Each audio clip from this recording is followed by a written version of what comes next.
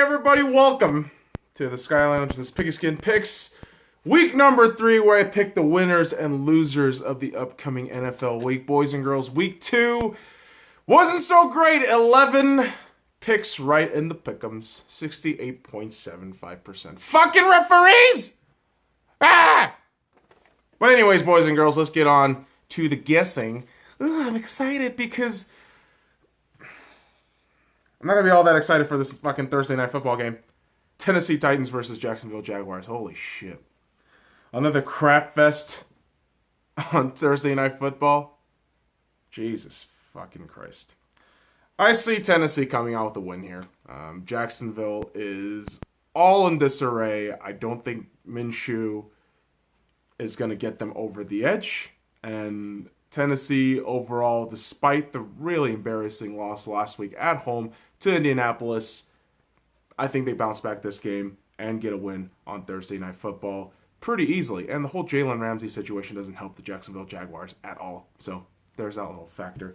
Now, next game, Sunday morning. Baltimore Ravens versus Kansas City Chiefs. I'm going with the Chiefs. Chiefs are finally going back home after road games. And yeah, although this is the hot new team in the Baltimore Ravens, I still think Kansas, with Patrick Mahomes, is going to beat out this Lamar Jackson team. Yes, they do still have an incredible defense, but despite Baltimore bringing it close, I still think Kansas wins this. Not pretty easily, but decidedly by Patrick Mahomes, because Kermit the Frog is he's just amazing, you know. Yeah, he's great. He's just great. He's just great. And so, moving on to the next game, boys and girls, Detroit versus Philadelphia. I'm going to go ahead and go ahead with Philadelphia, boys and girls. Started a little bit there, but that's what's been happening with the Philadelphia defense, especially in the secondary.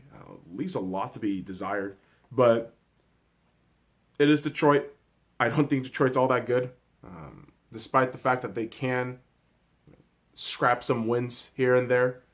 But you're going to see Wentz just do magical things again, because for whatever reason, people just think of the injuries and not the actual talent that he can produce on the field. And we saw it on fucking Sunday Night Football.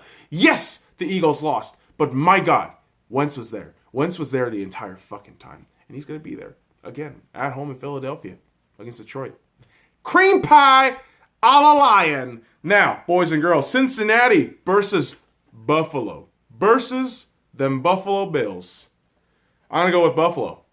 Kings of New York at this point, back-to-back wins in MetLife Stadium. And now you're coming back home to Buffalo, where, let's be honest, teams have a real difficult time there, and that defense on Buffalo is spectacular. My God. And after a very incorrect assessment of Cincinnati, I really don't know what Cincinnati is. I really don't. I thought I did, but they shit the bed completely at home last week against the San Francisco 49ers, whereas the Buffalo Bills just look like, again, kings of New York. They are just dominating at this point in the first 2 weeks. And yeah, I still think that defense is spectacular for Buffalo. And that offense, bit limited, but we'll get the job done. And in terms of Cincinnati, I don't think they're going to really come out of this with any real positives. Maybe Andy Dalton throws for a few hundred yards. I don't know. But I just do not see it. I don't see the optimism here for the Cincinnati Bengals. Now, boys and girls, the Miami Dolphins versus Dallas Cowboys. Like, really? Miami's still considered an NFL team? Yeah, is that right? Is that right? That's still an NFL team? Okay, all right. Well, Dallas, there's your free win. Dallas, here's your free win. Here's your 3-0 start. I mean, are you going to boast at this point already? What's the deal? Right? At this point, this game is pretty much putting the fucking exclamation mark on Dak's contract. Like, this is it. And yeah, people who aren't Cowboys fans, you're going to see a lot of talk coming after this week, because yeah, it's an easy win. As for Miami, what do I need to say about you fuckers? Ugh, this makes me sick. We're just gonna tank away all this shit. Like, the way you're tanking too, it's kind of disgusting. So, yeah, good for you, Miami. You might get Tua, or the Jets, or to be fair, Carolina might veer towards that. The Tank Bowl is interesting. The Tank Bowl is absolutely interesting. So we'll keep an eye out on that, boys and girls. Now, the Denver Broncos head to Lambeau Field, the Green Bay Packers, where I think the Green Bay Packers are going to destroy the Denver Broncos. Vic Fangio, off to an 0-2 start, is going on the road against a defense that, honestly, not a lot of people expected from Green Bay. But these first 2 games, it's been steadily showing that, hey, Green Bay's going to play defense, and they're going to play it hard. And, yeah, there are moments where I still think Aaron Rodgers doesn't look too great, but it's Aaron fucking Rodgers. He's going to have a field day with this Denver team, and it's going to be pretty hilarious to watch both teams just kind of fillet themselves or just feel miserable with themselves. I don't know. Pick the fucking option. I'm going with Green Bay because Denver's fucked. Another team in the Tank Bowl. Denver. Look out for that, boys and girls. Now, the Atlanta Falcons versus the Indianapolis Colts. I'm going to go with the upset here. I'm going to go with the Indianapolis Colts. The reason why is under Frank Reich, without Andrew Luck, and with the starting quarterback at Jacoby Brissett, this Indianapolis team is actually pretty damn good. You have to understand that the O-line is great. Their receiving core is pretty solid. Their tight end's unbelievable. Their defense is unreal at times. It's so fucking good. And yet, we discount them for whatever reason because they don't have Andrew Luck. Whereas I will say, look at the Atlanta Falcons. With all that talent, and of course, with the injuries that came out from Sunday Night Football, I don't see it. I don't see what's so special about this Atlanta team. I don't see this team making it to playoffs either. It looks like a team where Matt Ryan is going to post numbers. All the stat nerds are going to get excited about that shit. But the reality of that team, I don't think they're all that good. And at 1-1, everything's up in the air right now. But I see Indianapolis with a victory here, boys and girls. On to the next one, Oakland versus Minnesota. Yeah, the Vikings are going to handle the Raiders. Yeah, listen, guys. This is going to be a meaningless game where Kirk Cousins shows out. And again, the stats nerds and the fantasy nerds are going to just get on my ass and get on everyone's ass about how great Kirk Cousins is. And the delusional Minnesota fans are going to think, oh, we got a viable chance to make the play. All right. Okay, buddy. Well, boys and girls, speaking of delusional, New York Jets versus New England. What the fuck? Some of these matchups this week, like, why the fuck are we even doing it? Yeah, the New England Patriots are going to win. Okay, what the fuck? What else do you want? Sam Darnold has mononucleosis? Trevor Siemian? MCL spray, like he fucking ligament damage and shit. Dude. Jamal Adams wants out. Le'Veon Bell looks like he's crying when he loses. It's like, oh god, this is what losing feels like. Yeah, that's what losing feels like, Le'Veon. Goddamn. As for the Patriots, like the rich keep getting richer. The rich keep getting richer. You know, it's beyond a point of hate where it's not hate. It's not hatred anymore. It's just more like annoyance. Like, really? Yeah. You know the fly that kind of just buzzes around when you're at the house and you just like swat it away. Like, That's what the Patriots are right now. Like, at this point, they got 6. I don't really care anymore. Like, it's gotten to this point where if you get into arguing with the Patriots fan, you're never going to win. You're never going to win with the Patriots fan because they're just fucking, oh, God. They're awful. And again, it's just an annoyance factor where I just say, okay, cool. All right, yeah, you're going to win the Super Bowl again. Yeah, whatever. Fuck you. Fine, bye. But there you go. Jets fans, I'm pretty sure you're saltier than everybody else. Okay? I'm pretty sure you are because you had Belichick.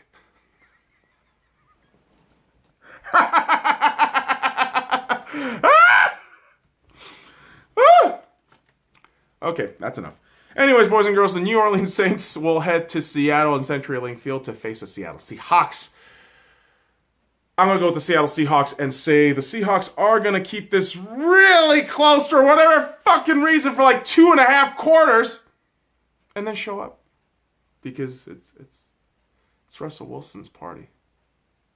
I mean, boys and girls, I can tell you right now as a Seattle fan, Seattle's going to win this game. And I'm going to just fanboy hard as fuck if we go 3-0 and Russell Wilson throws 0 interceptions and over 200 yards. Okay? If that shit happens, I'm freaking the fuck out. As for New Orleans, Teddy Bridgewater, I feel, is going to show out in these next few weeks before Drew Brees inevitably comes back. But you have the weapons and a difficult schedule, yes. But this, I think, is a great opportunity for the quarterback to show himself out before Brees comes back in. So, hopefully, the Hawks get that win. Go Hawks. Now, boys and girls, the next game, the LA Rams and Cleveland's the last game of the night. So, actually, we'll get to that later, boys and girls. But the Carolina Panthers versus the Arizona Cardinals. Yeah, I'm going with the Cardinals on this one. Cardinals, in the first 2 weeks, have shown a couple of things, but the main key thing that not a lot of people are realizing, that defense is spectacular. My God, I did not realize how good that defense was, but that defense for Arizona is actually pretty damn good. And Kyler Murray, I think maybe halfway into the season, maybe starting next year, this dude's just going to show the fuck out. This dude's just going to go apeshit. And yeah, I kind of hate it. I absolutely hate it that it's Arizona that's doing that, but, credit to where credit is due, man. And as for Carolina, yeah, Cam's out. Like, no matter how much, you want him to practice and shit, it's an aggravated foot injury, and if you keep letting him play on it, it's only going to get worse. And you're basically throwing away a quarterback and say, oh, guys, let's just go for Will Grier. Fuck Cam Newton. Like, really? With all that money invested? All right, and barely any returns? Okay, all right. But sure. So Arizona gets the win on that one. And moving on to the next game, boys and girls, the New York Giants versus the Tampa Bay Buccaneers. I'm going with the Buccaneers. And yes, news came out yesterday. Daniel Jones, starter for the New York Giants quarterback position. Now, Eli is going to be in the sideline. Hall of Famer, future Hall of Famer, Eli Manning, is going to be helping this young man out. Wouldn't be surprised if the game is very close. I really wouldn't be surprised if the game is close. But I see some Bruce Arians magic, black magic happening here again. And yeah. Bucks with the win on this one, boys and girls. Now, Houston. The Texans will head into LA to face the LA Chargers. Yeah, Houston wins this one. I don't think the Chargers are all that good. Overtime win in week 1 wasn't convincing. Thoroughly getting beaten by Detroit in one of the worst fucking games of the week.